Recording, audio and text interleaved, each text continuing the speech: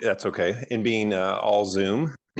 But we, a few months ago, decided to start looking into what could it mean for permanently to have a rich worship experience for people in person and over Zoom at the same time. And so I think that's what we would define as hybrid church. Is it's not a second class experience, regardless of which of the two places you are. And we have, got a grant and dug up some money, and we've purchased the equipment and installed it. And now we're practicing with the equipment, but have not used it in a live service just yet. More to say going forward, probably. Very good. I really like the emphasis on your discussing it's not a second class experience, you know, that it needs to be just as the same as in person. That's excellent. The next person that I see is Marvin.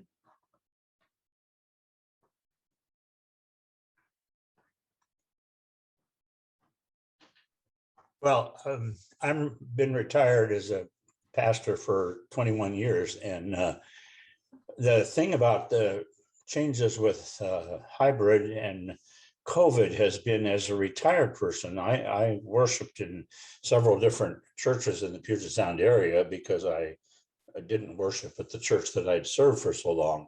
So in-person experiences were very different for me in person at the church. Different churches. I do that now hybrid, and it's interesting to me to see how different the presentations are among our churches in the Puget Sound area. And some of them have developed quite a technology about it, and others have a different way of doing it. So hybrid is not a one size fits all, because churches are doing hybrid very, very differently. And that's kind of the challenge. Yeah, because you know, there isn't a particular right or wrong answer to do hybrid. What I would say to all churches right now: awesome job on doing what you're doing. Keep on doing it, and let's keep on improving. So yeah, it's very different ways of doing hybrid. Yeah, it really is a steep learning curve. We've never done this before, although there are aspects of society that have been doing hybrid in some ways for decades, probably from the advent of the internet, or any type of technology for that matter. But now we have to kind of figure it out in a new way for the church. And so yeah, kudos for you guys even thinking about and making some attempts at trying. I'd like to make just a PS statement now. Please, you know, as somebody who's 86 years old, I'm not sure that I will drive to church anymore, because it's so convenient to go to church virtually. And yet, you know, there's some things that are not the same. And I hope we'll address that a little bit today, because it's while it's personal, it's still impersonal. Yes, sir. The next person that had their hand up is Sharon. Hi, I'm a Methodist, so I'm actually a member and lay leader at Lake Washington UMC, which is not too far from Lake Washington Christian here in Kirkland. And when the pandemic first started, we had a pre-recorded video. The pastor would record his sermon, and then we'd record something else, and that was kind of what we had.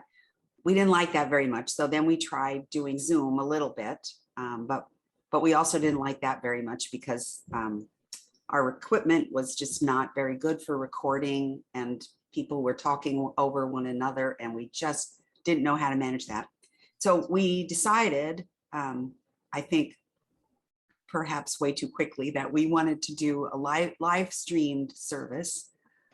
We found some money somewhere, I don't know where, but we got some very expensive and very sophisticated equipment with multiple cameras and all kinds of stuff. And so we were doing that, although we had to train a bunch of volunteers to manage this. And frankly, that's been a rocky road. We often have problems in the midst of our live stream. And then when the pandemic seemed like it was going to be improving, people were vaccinated, we said people could come back to church, and to our surprise, most of them did not want to come back to church. They were still worried. And then of course the Delta thing happened. And so we end up with actually about maybe 20 people in actually worship in the building, and the rest of us are at home. And we're still not pleased. We can't really interact with each other. We miss that kind of spontaneity and that feedback that you get from actually seeing people in person. We still haven't quite mastered the technology. We can't, we try doing drop-in videos of people who want to participate in leading worship who can't be present, and invariably we mess that up too.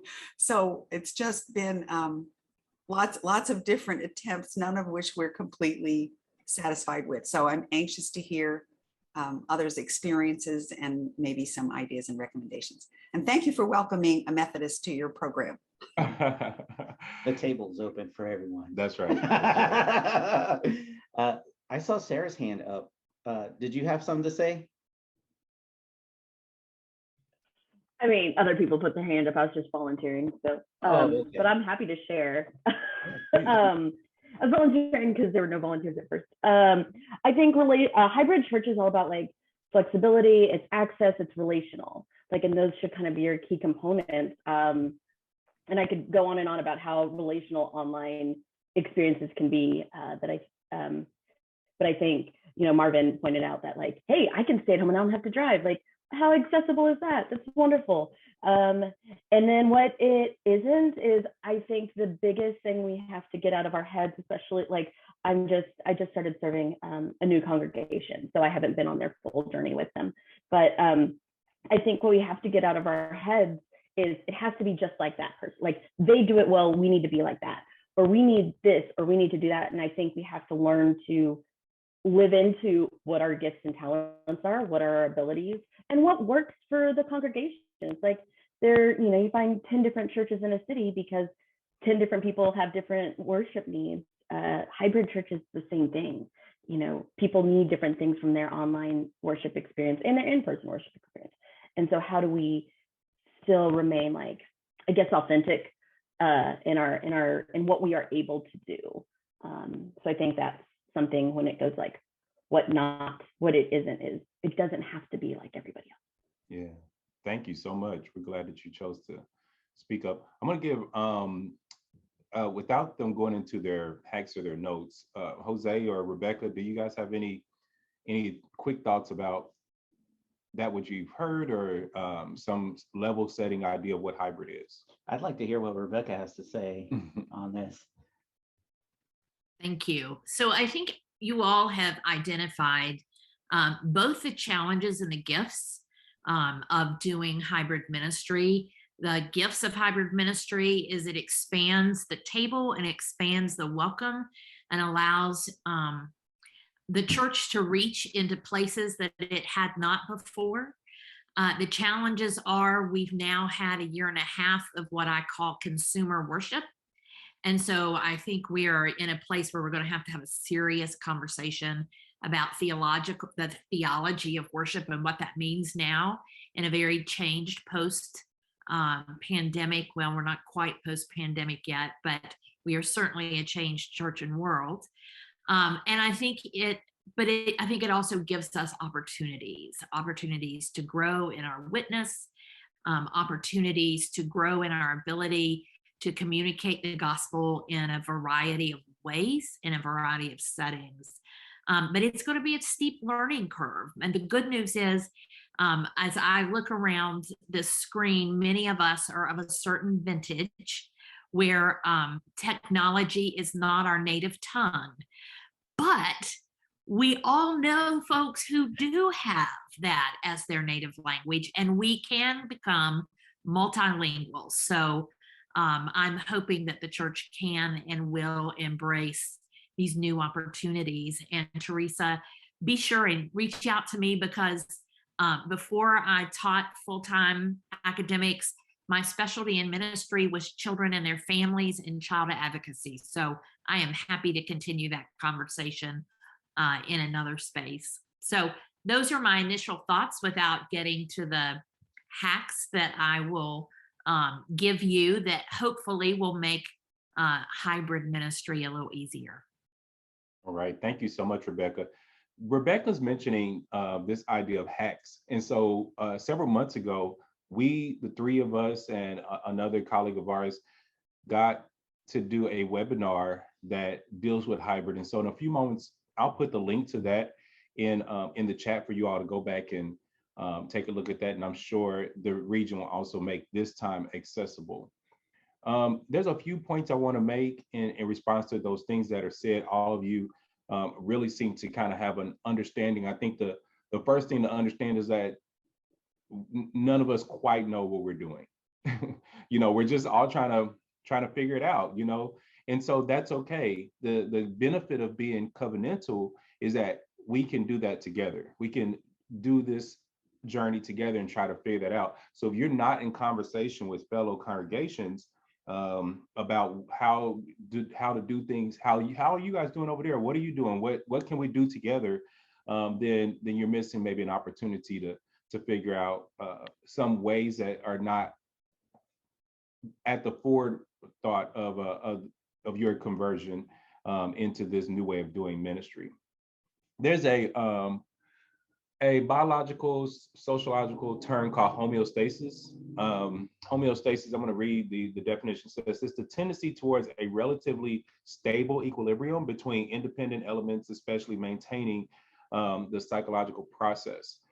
I understand that right now, much of what we have gone through in this period of time of the pandemic is a focus, is without even trying, like this homeostasis part of who we are. It's like, when are we going to go back to normal? When are we going to become stable again? When can we go back? When can we go back? When can we go back? And I understand that from a psychological component, like you just want things to be the way they were. But I would love for you to take a moment to assess just how great they were before. There may have been some awesome parts to what you were doing and everything, but you really have the most amazing opportunity now to be so radically different. And that thing which you've never thought you could possibly try, now is the opportunity. And when it doesn't go quite well, you can blame it on COVID-19. So this is a great time to try. We hope that you'll be with us later this afternoon too, and we'll talk about why trying is so important. But when we think about going back, there's a difference between transition and transformation. So while we were going through all of this, we were in a time of transition. We were just trying to figure out, what do we do next? What's the next step? Not even the next right step. It's just like, what do we do next? And transitioning says, okay, we're going to take all of the chairs in the room and move them around for some reason or purpose. As we are moving forward, I would like for you to focus on what it means to be transformation, to do transformation, which says maybe we won't just move these chairs around in the room. Maybe we will use something else as chairs. Maybe these chairs are better suited to be art or tables, or what maybe this isn't the right room the way it's configured. Like, now is the time to really figure out, how do you transform? How do you emerge as something different than what you were before? I love what Marvin has shared with us as far as the realities for him, is that maybe there was a challenge in trying to get to Sunday morning worship that he does not have to contend with today. And so we need to recognize our privilege. So the privilege from before was like, I am privileged by the ability and the accessibility to get to church on Sunday morning. And the reality is, there were many of us that lived into that privilege. And there were those who we would always pray for every single Sunday. We call them the sick and shut in. And then all of a sudden, all of us became sick and shut in. So we should be able to walk forward with this empathy, saying, oh, now I know what that isolation feels like. Now I know what it's not like not to have been able to touch or talk to another human for an extended period of time. Now I know what it's like to need another person and rely on another person to get things that are very vital to me. Take those moments of empathy and figure out how we walk forward, not just going back to being privileged in making the persons who can show up on Sunday morning the most important participants of your church. Everyone has to be able to say in which have the opportunity to participate. And I love the way a couple of you are speaking about this as a language. I think I heard that from Rebecca and Sarah as well. So one of the miracles of the day of Pentecost was that the gospel was able to now be spread and shared in many different languages. So this is almost like a Pentecostal moment where now God has given us new ways to communicate. The Spirit is going to allow us to communicate in many different languages. And so when I think about the time that my children had to do Zoom for school, yes, they epically failed. That was horrible for them. But they are not digital, they're not strangers to the digital format, because they are able to communicate just fine when they're gaming or when they're on social media. So maybe Zoom isn't the right way to reach our young people, but there are ways in which we can that are digital, or even in person. Sometimes in person, we're not reaching our young people. They're sitting right in front of us and their minds in a whole different place. So we have to think about how we connect with people. That is the number one question. So if they're not technology savvy, then they're savvy in some way. It is about understanding the way in which they communicate. So you have to, like, there's another level of intentionality that's taking place there. It's not just like, oh, you come to us, we're going to stand on this pulpit and speak at you, and maybe every now and then fellowship or sing together, and by that you are going to be closer to God. That may not have ever been the best way. So now we need to understand, how do we do things a little different as far as connecting with people? And so one of the major things about hybrid is the intentionality of several modes of communication. So let's say if we're talking about in person and we're talking about streaming or some digital component, it is not saying we are all in person and we're all digital. It's also not about just streaming your in-person experience online. That's not hybrid. Because that is what Rebecca's saying, like, that's just the spectating of what's happening inside the service. And more than likely, you're going to prioritize the people who are in person and make the people who are online secondary in some way. And you don't want to do that. Somehow we have to be able to do that. And you know what? We have examples of that all the time. Our talk shows are doing this. There's been, for years, televangelists who have been able to make you feel like you're right there in that experience from the television. So we this is not completely new to the way we can do things. So you just have to kind of think out of the box of what you would normally think. But it is that intentionally, both in every aspect of your ministry. How do we develop leaders? How will we handle leadership? How will we engage the community now from these two areas or multiple areas? How will we help our participants to gather together or connect with one another and feel connected to the collective? How will we, what does that mean for our facilities? How would we use our facilities? I can do that. Thank So you. I think yes, you're quite welcome. And there's no doubt he's going to join us. And when he comes back, I'm going to step out. In fact, I mean, not step out, but return the floor to him. But I think he makes a very good point about privileging the people that are in the room. And that is absolutely not what hybrid is. In fact, something like Zoom or whatever kind of platform you may be using really democratizes and levels the engagement of people, because we are actually looking at each other instead of at the back of one another's heads.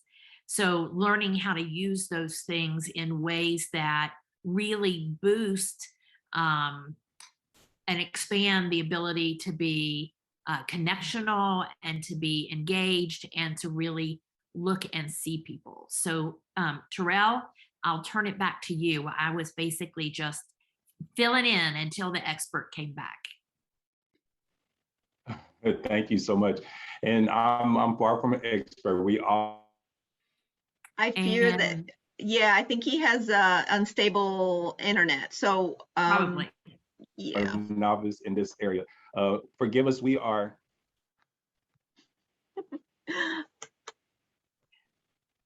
So what you're seeing is as an example, think of this as a lab.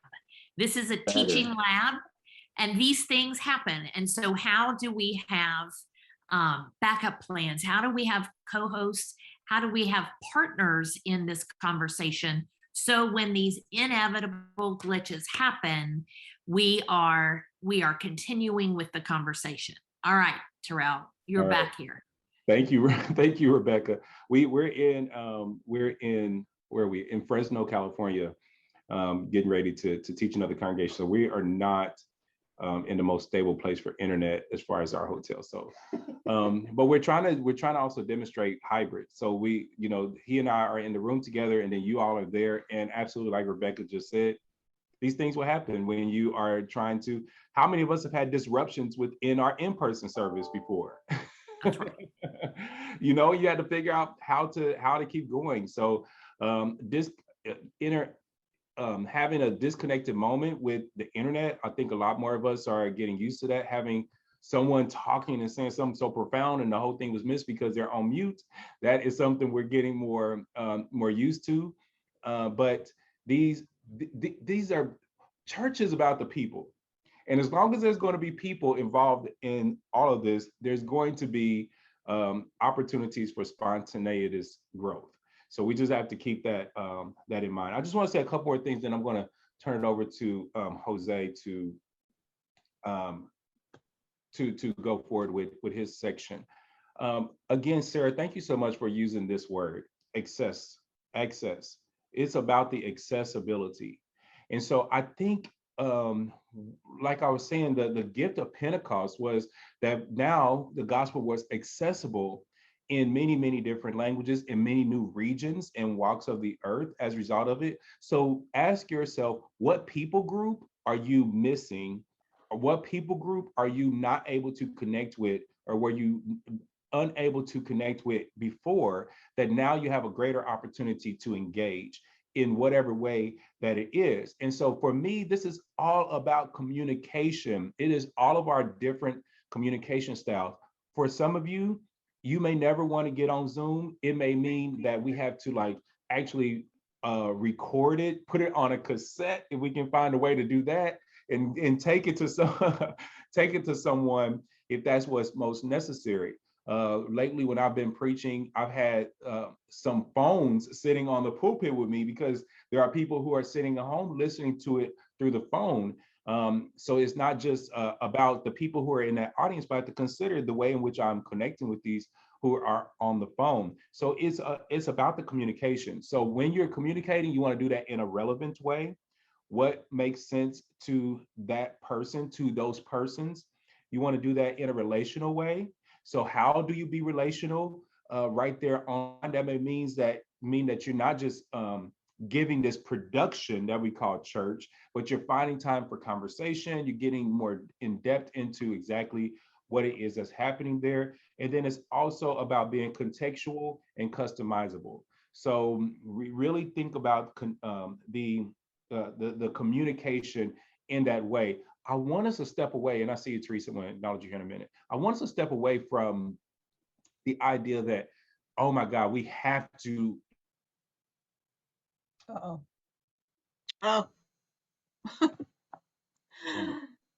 And move into that time of technology, because that may not be the exact answer. So before you go out spending, okay. Well, Hey, Terrell, just a moment. Maybe if you turned off your video, would it be better? And you could just do audio? Would that help with the bandwidth? we could. And so, Teresa, go ahead and say what you would like to share, please. Yeah, we keep talking about access, and I truly agree that this has made church more accessible. I mean, seeing some of our shut-ins on Zoom worship was one of the big joys of being on Zoom. But Access has another side to it too, because people who do not have technology still can't access us, and people who economically can't afford internet or computers also cannot access. So I just want to keep that in our consciousness as we discuss this. It's not accessible to everybody, just different people. Yeah, thank you for sharing that, because accessibility at this level should be thought about. Like we're forced into thinking about this conversation in a way we hadn't before. So this is what I'm going to do. I'm going to switch over to my phone. Recording in progress.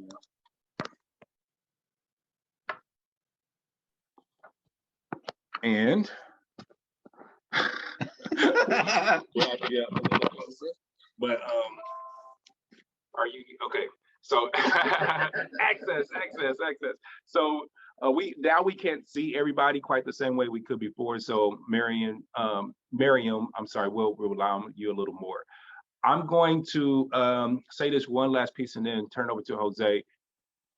You know that we are all commissioned to do the great, like it's for all of us to do the Great Commission. Like this is something that isn't the great suggestion. This is the Great Commission. Like we really are supposed to be going and making disciples. And so thank you so much for what you're sharing, Teresa, because now it's about the ways in which we will go instead of thinking like everyone has to come to us in some particular way. So really think about that question is like, how do we go out and deliver the gospel in ways that we did not before, that this opportunity is providing us.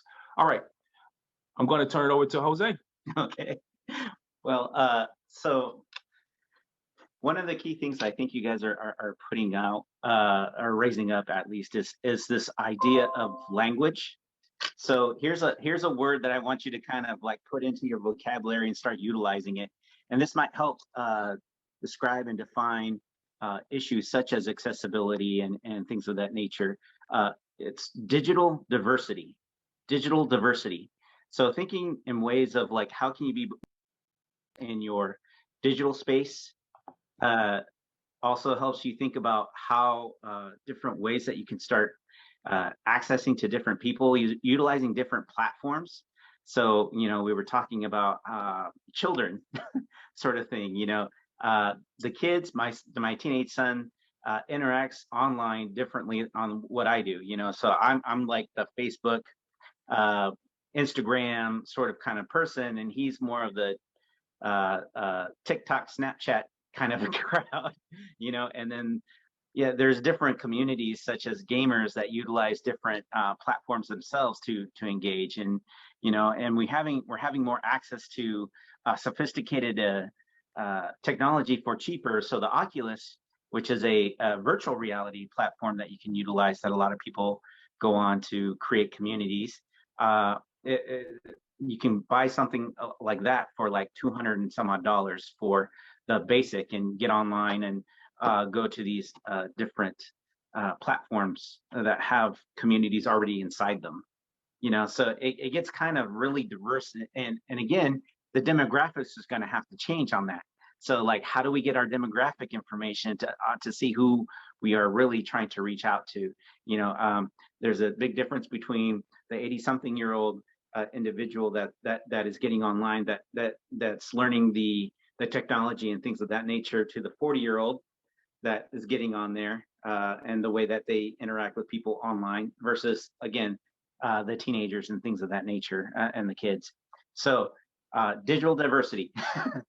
And then there's this concept that was made by a sociologist, Ray Oldenburg. He defined these ideas of places that people congregate around. So the first place is your home. The second place is your work.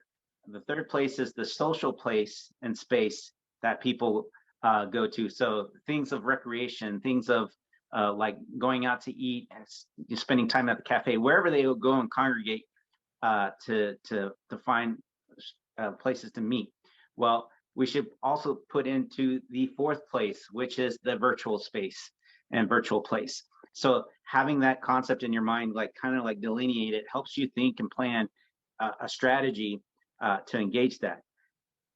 While you're doing that, one of the key things that I think as people, we need to know when we're engaging in those different platforms, no matter which platform it is, there's some basic concepts that we need to have. So one is having clear boundaries of your synchronous and asynchronous engagements with the communities that you're going to. The way that you engage online with your physical neighbors is going to be a little different than the way you engage people who are like from out of state. So you need to figure out like what are the ways that we're trying to engage on that. And so so for instance, so the Sunday experience is not the primary concern, right? The experience has to go beyond Sunday worship. So I'm not saying that the virtual service that you're having or the live stream that you're having is wrong or anything. It's just that, well, how can we expand on that even more whenever we're trying to engage the community for the folks that we're trying to reach? But we're speaking on that content should be online 24/7, so that anybody can come and like engage with you on that, whether it's at the time of the recording or the time of the service, whether it's the time of the Bible study. So like everything that you do to have it hybrid is recorded, collected somehow on the digital space. So it could be podcasting, it could be there's this app called Periscope, which is connected to Twitter, that you could utilize, that it records things as you're experiencing them as itself. And it's kind of like a third person type view you can utilize it as. The Reels function in Instagram, TikTok, of course, all that, it happens all in real time, but also it could be captured and left online for all the people to see. And then be intentional about creating plans for these different experiences. So like if you have a Twitter account or however you spread your message on a wide variety, whether it's on like Twitter or even MailChimp, if you still utilize the email MailChimp stuff, put out there what your events are going to be, and then also have the links for like if it's going to be broadcasted on Zoom, make sure it's put on there. I know there's like this worry about people Zoom bombing you and creating chaos. That's going to happen. So have protocols also on there, how to protect your event on that manner. But you have to get it out there so that people can just log in, jump on whenever and however. Then you want to commit to a relationship building both in the digital space and the physical space. So again, hybrid is about the diversity of it. On real face-to-face interaction, since we're able to do that now with the social distancing protocols and things of the nature, and also on the virtual space. So I would even dare say, like when you're having live events, and people are there with you, identify some people that could just log on their phone, put in a little pocket here, and walk around and start talking to people and things of that nature, and people can jump on their different accounts and things like that, and just to follow along. I think that's kind of interesting to see. Invest in your neighbors' lives. So it doesn't matter whether they're on the digital space primarily or if they're the physical space, you invest in the same way. So it's, again, we talked about it, it's not a second-class experience if you're going on the digital space.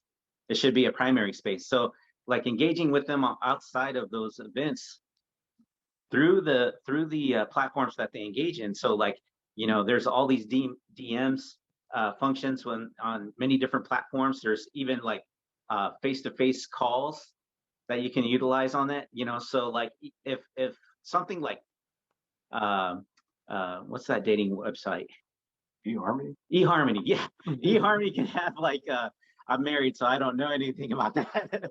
But like they have functions from what I hear. You can have a date virtually on eHarmony, like it's like FaceTime, or what's the other things? But the things that you can call people and see them face to face, you can do that as a date. So it's really interesting that if something like that can happen, why can't the church do the same thing? So and then empower your neighbors to invite others to your spaces. So let them have the function to invite people to the events, whether it's through Facebook event page or whatever event space that you utilize. Make sure that your people can invite people to it. Let's see. So that was the second thing. The third thing, find volunteers in your digital space like the physical space. So again, like if you have people who are good at interacting on a person-to-person level physically, try to engage those folks to see if they can do that on a virtual thing. The key thing is that the people who are doing the digital volunteering, that they should be able to speak the language of digital space. So, or they are able to learn how to do that very quickly. So that's one of the key things that you want on that. So be intentional on who you choose for those volunteers.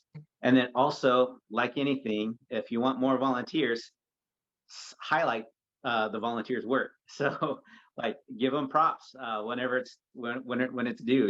That allows people to want to volunteer for your organization more. All right. Fourth thing, update your church website to be a tool and not a barrier for hybrid ministry.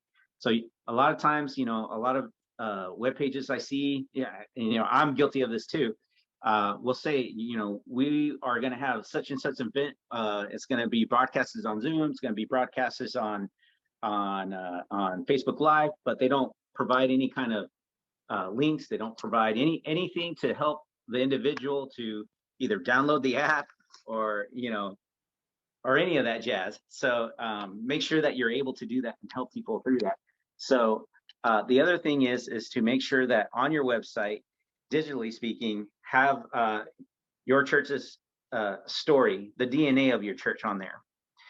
We talked about authenticity in this whole aspect of it. So so having your church's story on there allows a sense of authenticity. And the problem with the digital space, some people might say, well, it's hard to be authentic on there. Well, the key to authenticity is vulnerability. So so if you're able to kind of give out your vulnerability online, that'll help people to connect authentically to you. The second thing, just one of the key things is try to see things from the people who are coming from the digital space also, rather than just the physical space. So walk through the whole process. If I was a person that I'm looking for a church or community to be part of, what is the thing that I hope to experience from this engagement? What do I want to start thinking about if I engage with this church through this digital space or this hybrid space? So just kind of go through that whole aspect, because a lot of people who are coming to these church spaces, church places that are virtual, is that they are traumatized. They have been traumatized by the church, and they're just giving God a second chance, sort of thing. Or because there's a lot of people that have this sense of spirituality, right? But they've just been hurt by religion so much that they're not wanting to get into that space again. But maybe in this hybrid space, they can start doing that again. So trying to figure ways of helping people through that healing process. So again, have clear boundaries. Number one, commit to relationships, building both in the digital space and the physical space. Number three, find volunteers in the digital space like you would in the physical space. And number four, update your church website to be a tool and not a hindrance to your hybrid ministry. And that's all I have. All right, great. Thank you. Those are good. Those are good. Rebecca, I don't know if you want to entertain a few questions first or jump right in.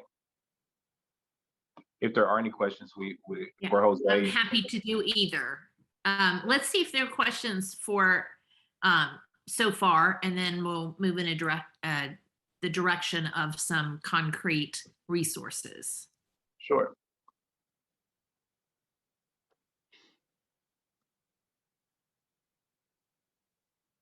I see Ed. Ed has his hand up.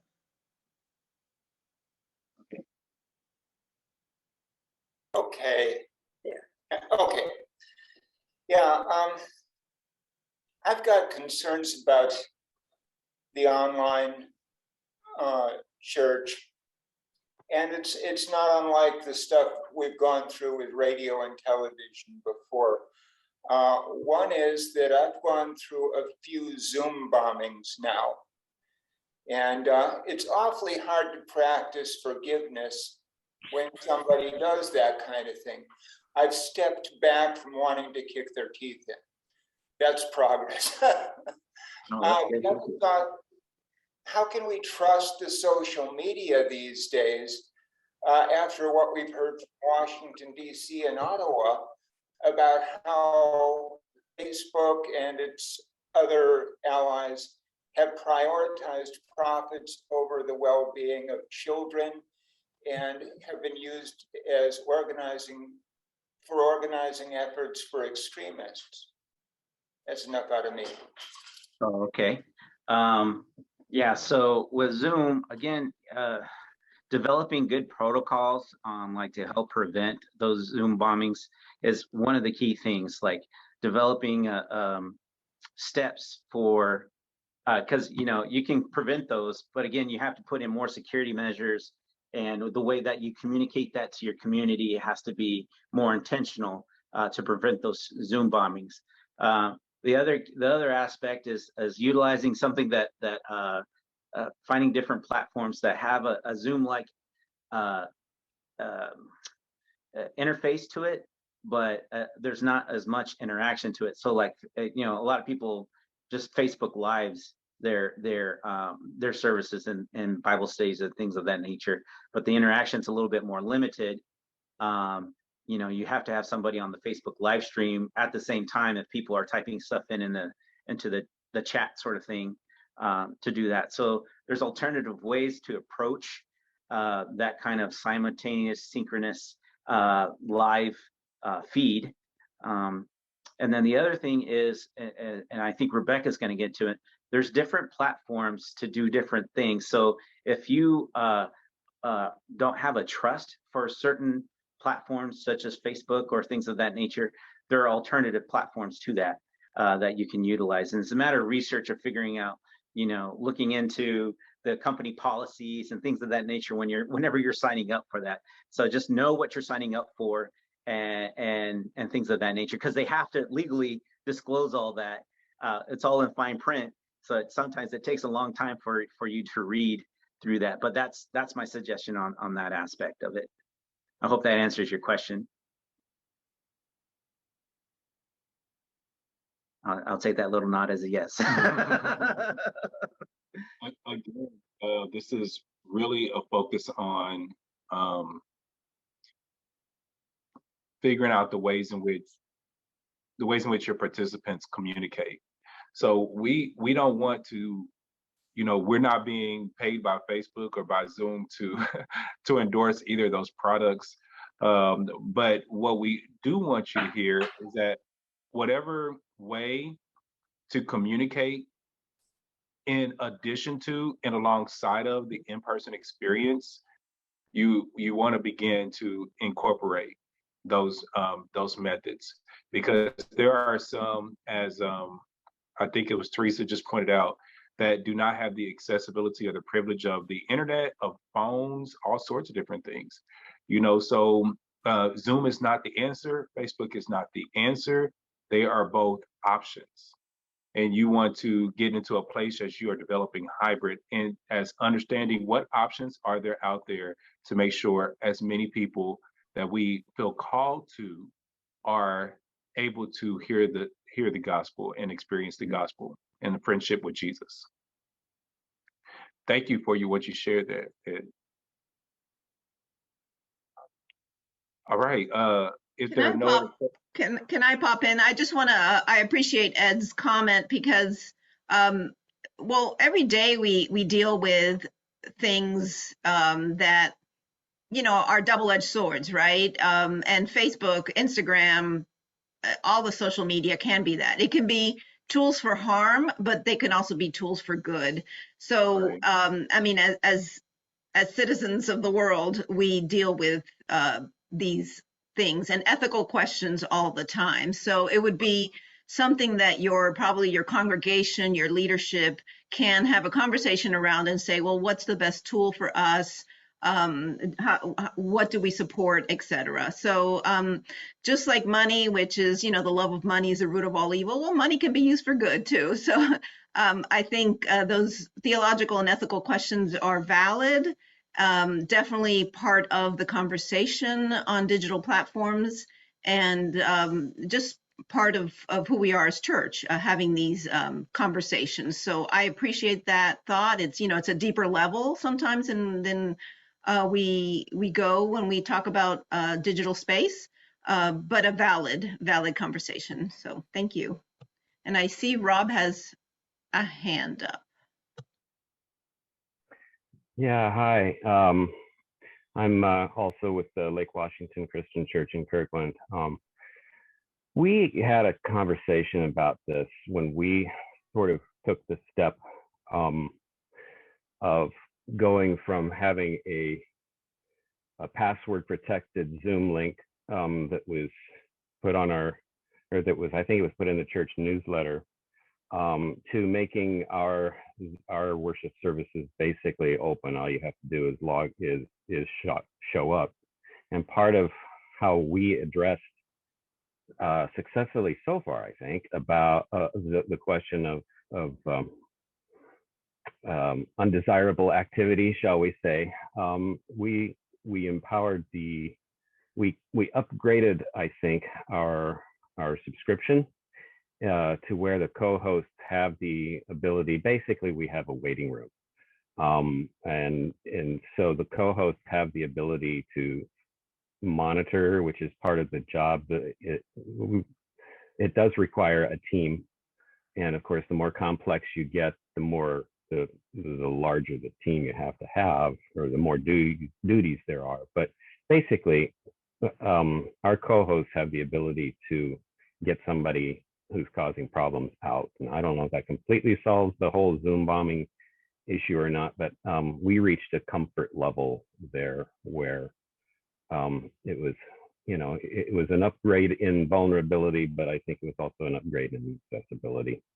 And Yeah, so far, so good. I completely agree with you. It's all about comfortability, and then how much risk that your community is willing to take. I mean, there's a risk even on the physical space. I mean, somebody could come into your sanctuary and start yelling profanities, and you know, you should have a plan, a protocol of some sort to engage those folks and things of that nature. It's somewhat the same thing. It's just you have a different level of power. I think when you're able to put somebody in a waiting room, you know, you can just shift them from the physical or from the digital space faster and better than the physical space, you know. So that's an advantage there, just to think about it. Somebody else has their hand up. Yes, I don't know that this really addresses hybrid church, but it's a program that we have at our church, Journey Christian Church in Seattle, that does address issues of confidentiality and accessibility.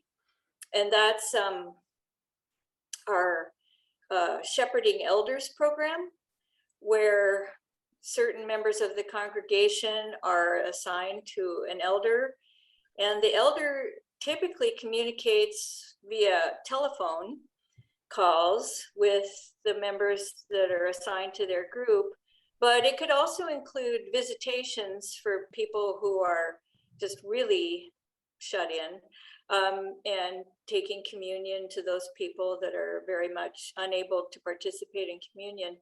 And that way, if you have prayer concerns that are of a more personal and confidential nature, and you don't want to put them up on the internet, say, you can communicate them to your shepherding elder, And even though our church service itself is videotaped and later put onto YouTube or whatever, the part where we talk about prayer concerns is edited out. And even in our newsletter, people are referred to by just their first name rather than their entire name, to kind of keep a level of confidentiality for prayer concerns and things like that.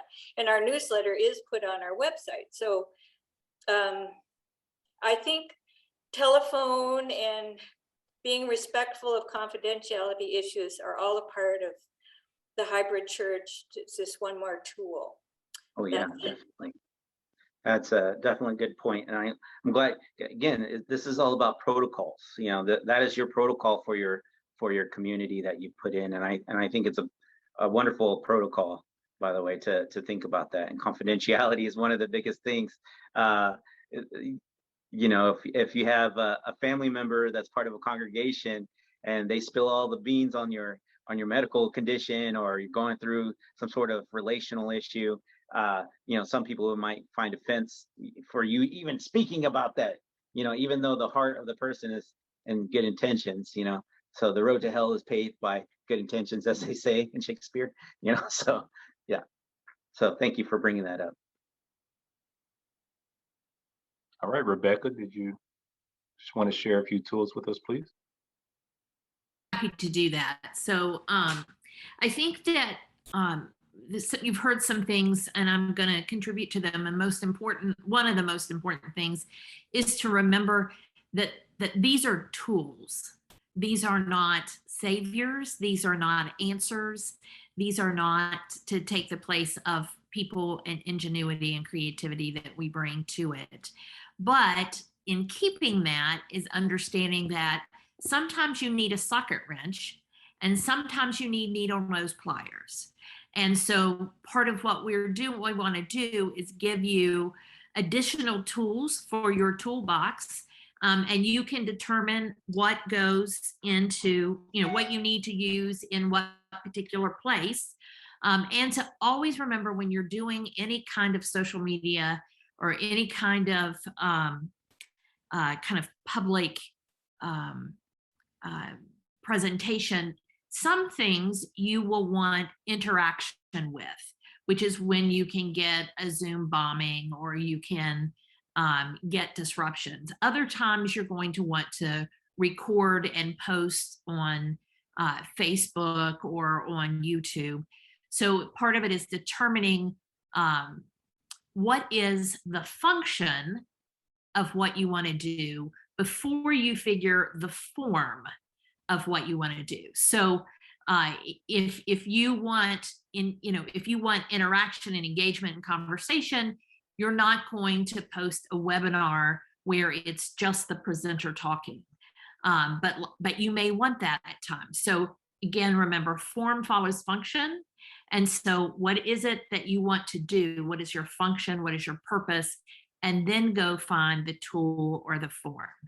So I think one of my contributions to this conversation is to think about the educational technologies that strengthen and support our ministry. Don't take the place of our ministry, but are the tools of our ministry.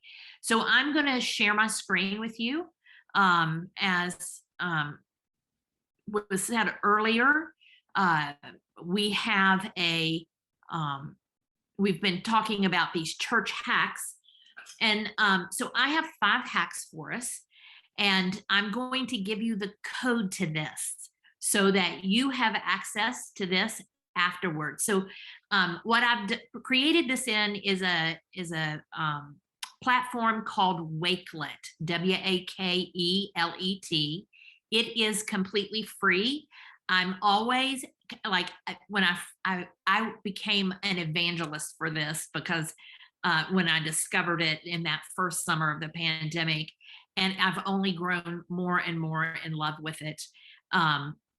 And I can't figure out how these guys make money because it's completely free. And then someone who's way smarter than I am when it comes to matters of business and economics said, venture capitalists.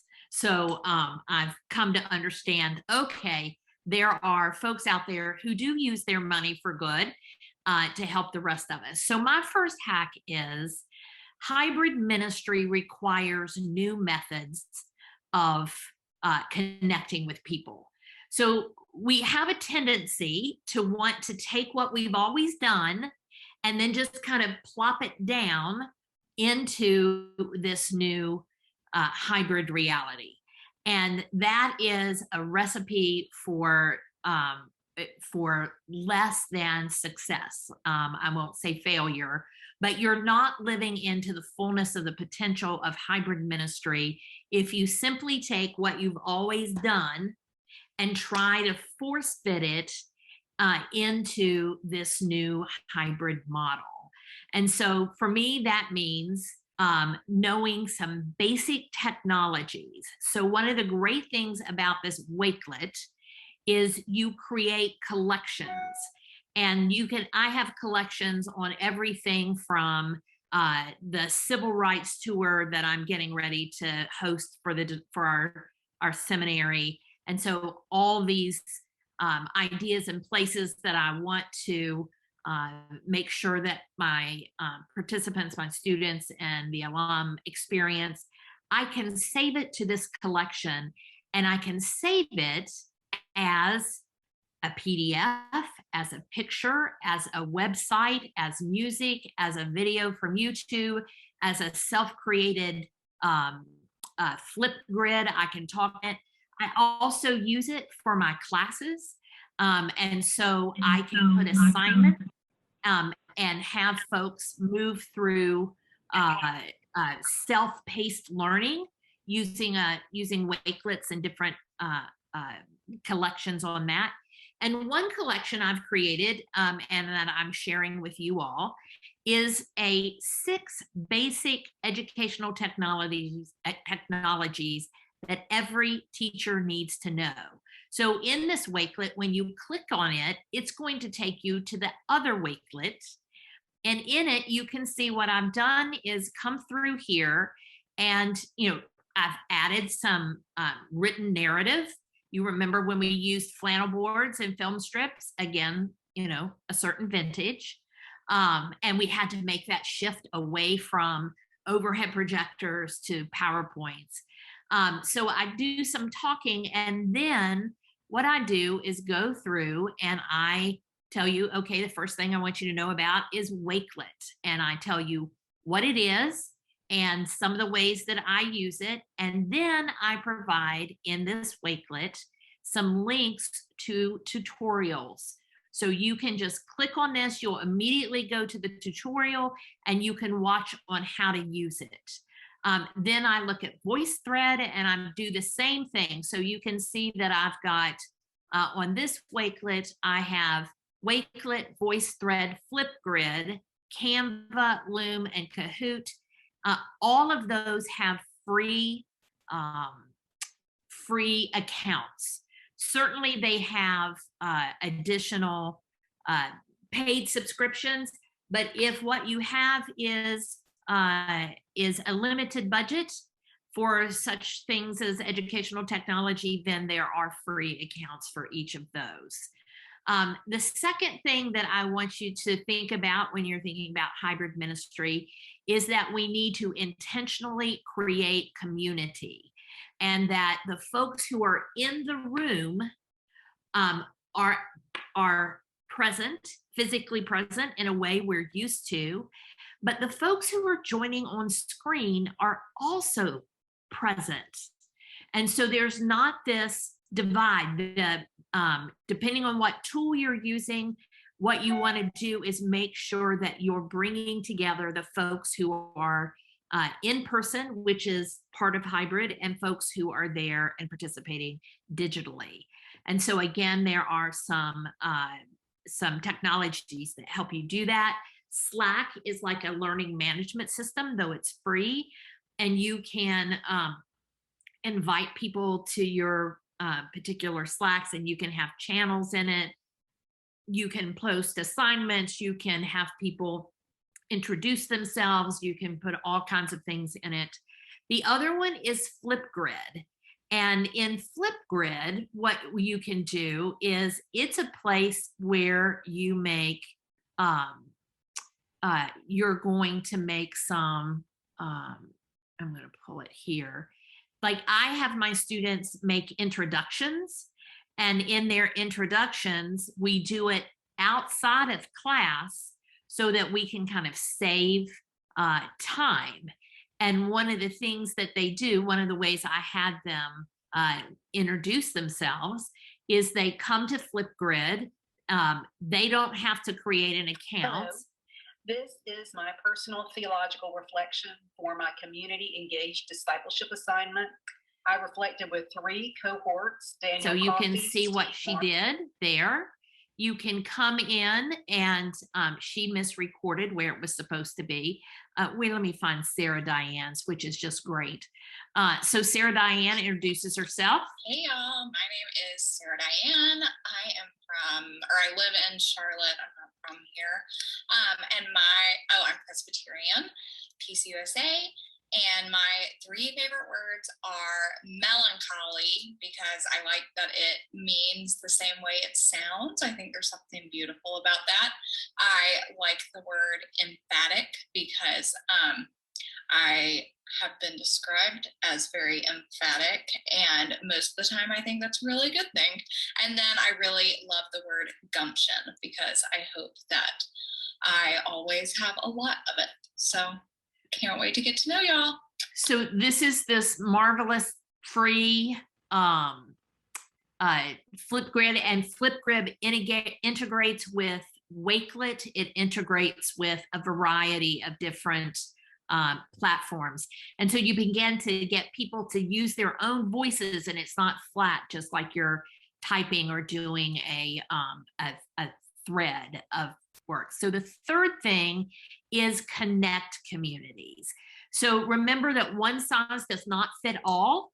And so we have to become fluent in both synchronous, meaning we're all together at the same time, whether we're virtually there or physically there or a combination of both, or asynchronous, which is you have things to do offline. So the Flipgrid you just saw was an asynchronous assignment that they could do in their own time and in their own space, but it made it accessible to everybody that was there. So one of the things I love to use in doing this bridging synchronous and asynchronous is VoiceThread. Again, there's a free piece to this. And you can see what I did on this one is I created a learning guide for a course that I was taking, or I was teaching. And so they can come in and work through this. Close the chat. And I tell them what they need to do. They need to watch these videos. And then when they see a link, they click it. But here's one of the great things. They then get to respond. And if you see right down here, you can click on this and you can respond with just your voice, or you can respond with your video, or with the ABCs, you can simply respond in a text. And so this would be great for things like if you wanted to develop a Lenten series where it's self-paced and you put up a VoiceThread each week in Lent, and you gave them lectures to listen to and videos to watch and songs and opportunity to pray, and then they can do that, and it embeds into your website.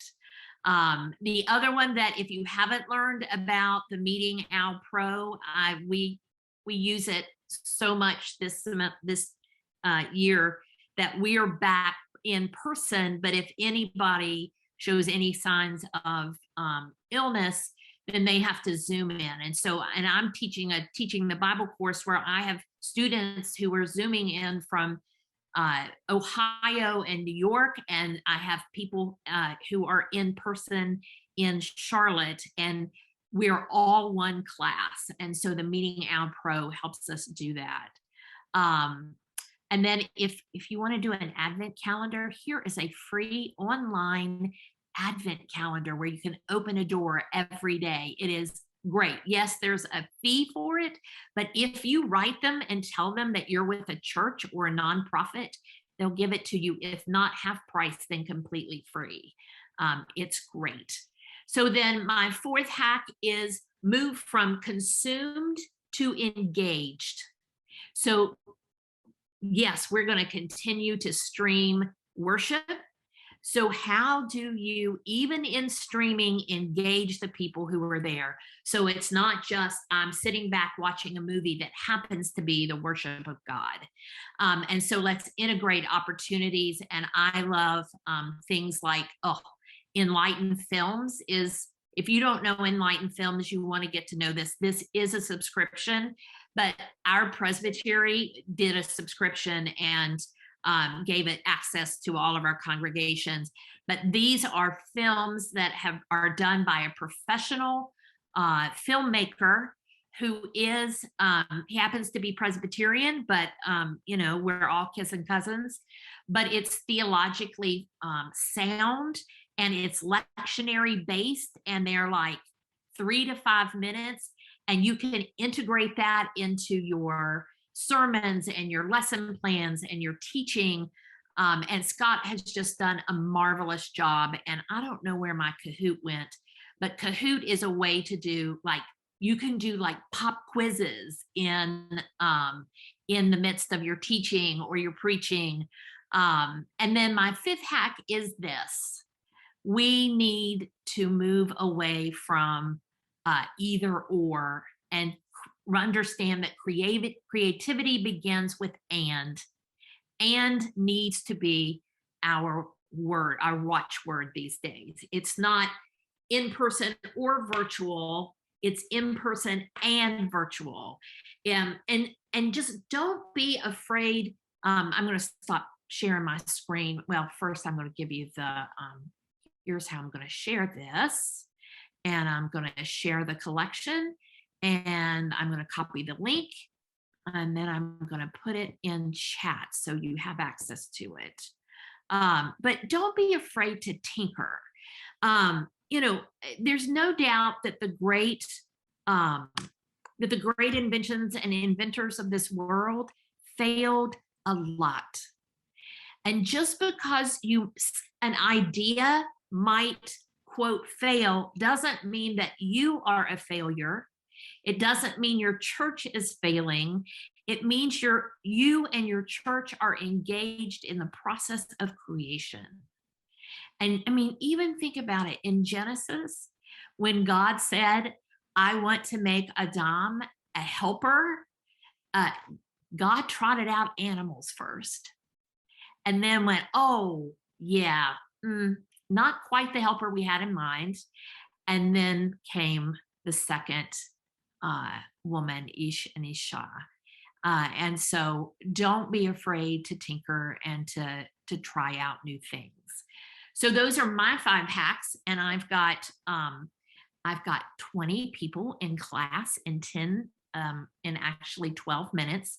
So I've got a few minutes that I can answer some questions, and then I'm going to have to beg your pardon and allow me to go teach these seminary students. So what questions can I answer for you, or ask for you? Kent, what can I help you with? Hi, these are super practical. Thank you so much. You're welcome. I think we found it useful to frame things in a particular way in our congregation. And one of the things I tried to bring from work I do professionally is just acknowledging that the word failure has a lot of baggage. Yeah. And so we use language about learn. So the idea is to learn fast rather than fail fast. Mm-hmm. Mm-hmm. So the only way to fail is if we don't learn. And when you set it up that way, so that's one thing. And another thing our pastor has said over and over again, 2 things. The people who are present with us in a virtual space or a live space, they want us to succeed. Yes. And the second thing is there's abundant grace. Mm-hmm.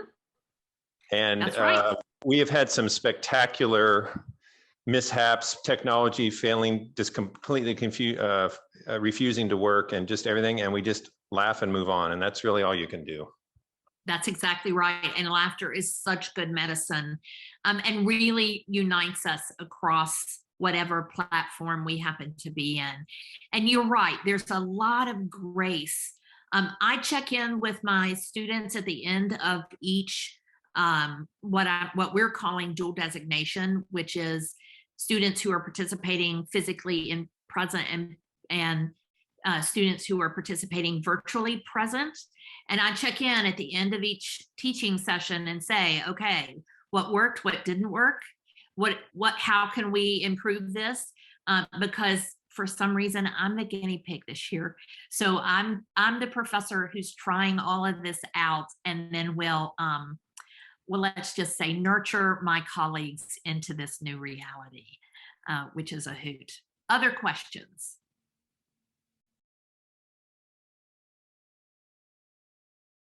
All right, so I'm also just going to give you my email address. I'll put it in the chat as well. And if you think of something afterwards that you want to touch base about, just feel free to drop me an email, and I'm happy to be a conversation partner or to help in any way. So Terrell, I'll turn it back to you, and if there's any last things you need from me, I'm happy to stay another moment or so. We're just going to take more space for any questions or thoughts that are happening in your mind. We hope this has been, at the least, thought-provoking. There's a lot of information here, so the one thing you don't want to do is try to do all of it.